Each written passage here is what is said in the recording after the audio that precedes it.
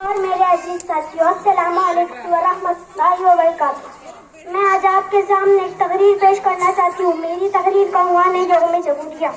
مدہوش نہیں بیدار ہے ہم، ہر آہٹ پر تیار ہے ہم۔ مدہوش نہیں بیدار ہے ہم، ہر آہٹ پر تیار ہے ہم۔ سمجھے نہ کوئی غافل ہم کو، وطن کے پہرے دار ہے ہم، وطن کے پہرے دار ہے ہم۔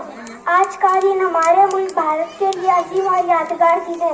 26 جنوری کا دن ہر سال یوم جمہوریہ کے طور پر منعقد کیا جاتا ہے۔ یہ دن ہماری قومی تاریخ میں ایک خاص اہمیت رکھتا ہے، کیونکہ اس دن 1950 میں ہمارا آئین نافذ ہوا اور ہمارا ملک ایک جمہوریہ بن گیا۔ بس ایک شعر پر میں اپنی تقریر ختم کرنا چاہتی ہوں۔